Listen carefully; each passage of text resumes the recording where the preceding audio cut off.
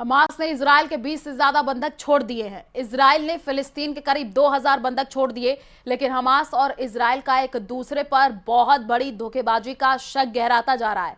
Hamas को इस बात का यकीन हो गया है कि उससे हथियार छीन करके डोनाल्ड ट्रंप बहुत बड़ी साजिश करना चाहते हैं।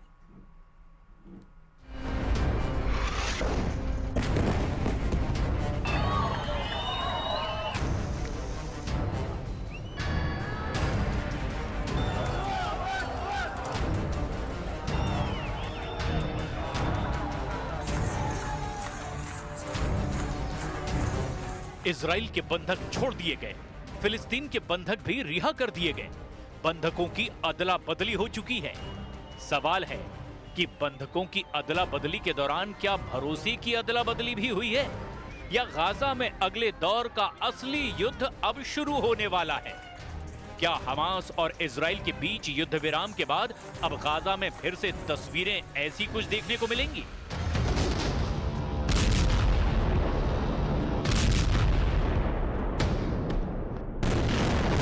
जब इजराइल ने गाजा की ईंट से ईंट बजा दी, पूरे गाजा को तहस नहस कर दिया, मिट्टी में मिला दिया, बमबारी में 68,000 लोगों की मौत के बाद क्या अब मौत का आंकड़ा दूसरी स्टेज पर पहुंचकर 1 लाख की तरफ बढ़ने लगेगा? क्योंकि गाजा में हर शख्स के दिलो दिमाग पर ये धमाके अब भी गूंज रहे हैं। इसीलिए सवाल पूछा जा रहा है कि क्या बेन्यामिन नेतन्याहू और हमास के बीच भरोसा कायम है कि वो अब एक दूसरे से दूर रहेंगे, एक दूसरे को नुकसान नहीं पहुंचाएंगे, फिर युद्ध नहीं होगा, इजराइल की सेना गाजा में नहीं घुसेगी और हमास भी अपने हथियार डाल देगा। और अगर हमास हथियार डाल देता है तो क्या गारंटी है कि इजराइल फिर कभी गाजा पर चढ़ाई नहीं करेगा?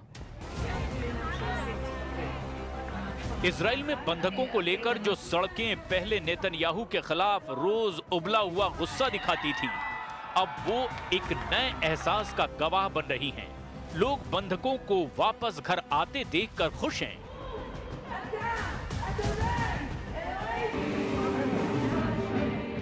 We fought for it for a long time. We waited for it for such a long time, and to think about it, we were in the same place 2 years ago with all the stress and all the confusion, and now we can breathe with like full lungs, you know. Wow, we're overwhelmed. We're so overwhelmed. She's a soldier. She's not going to be a soldier anymore. That's it. We're done. They're home. इसीलिए कहा जा रहा है कि Gaza में भरोसे वाला बम सुलग रहा है। इसीलिए कहा जा रहा है कि गाजा में हमास और इजराइल के बीच सबसे निर्मम युद्ध अब शुरू होने वाला है। भरोसे वाला बम फटा तो फिर इस तबाही को रोकने के लिए 10 डोनाल्ड ट्रंप भी कम पड़ेंगे। अगर हमास ने हथियार सरेंडर नहीं किए और इजराइल ने भी गाजा में बमबारी शुरू कर दी तो क्या होगा? क्या गाजा में हमास और इजराइल के बीच भरोसे वाला बम फटने वाला है? गाजा को लेकर मिस्र में शांति प्रस्ताव को लेकर हमास पीछे हट गया है। हमास ने कहा कि मिस्र में जो प्रस्ताव दिया गया उसके कई पॉइंट हमास के खिलाफ हैं। मिस्र की बैठक में ना इजराइल ना हमास दोनों की गैर मौजूदगी बता रही है कि पेच फंसा हुआ है। इसके बावजूद ट्रंप का इस मीटिंग में आना बता रहा है कि वो युद्ध विराम को लेकर कोई रिस्क नहीं लेना चाहते। ऐसी कोशिश दूसरे फ्रंट पर भी हुई है। हमास और इजराइल के बीच भरोसे वाला बम फटे, इसके लिए डोनाल्ड ट्रंप तेल अवीव पहुंचे। इजराइल की संसद में स्पेशल सेशन हुआ, इसमें डोनाल्ड ट्रंप भी शामिल हुए। उनके सामने नेतन्याहू ने भी बड़ी बड़ी बातें की। युद्ध खत्म करने के लिए डोनाल्ड ट्रंप की भूमिका के कसीदे पढ़े। लेकिन क्या नेतन्याहू डील के मुताबिक अपने वायदे पर कायम रहेंगे? ये सबसे बड़ा सवाल है। Mr. President, you are committed to this peace. I am committed to this peace. And together, Mr. President, we will achieve this peace. बंधकों की अदला बदली के बीच डोनाल्ड ट्रंप का इजराइल पहुंचना बहुत बड़ा मैसेज है।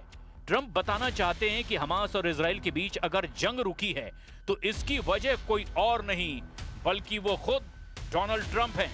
इसीलिए ट्रंप का ऐसा मौके पर इजराइल आना बता रहा है कि वो पूरे हल्ले के साथ इस युद्ध विराम का साफा अपने सिर बांधना चाहते हैं। लेकिन क्या वो इस बात की गारंटी दे पाएंगे कि हमास पूरी तरह हथियार सरेंडर करेगा और इजराइल अब गाजा की तरफ आंख उठाकर नहीं देखेगा?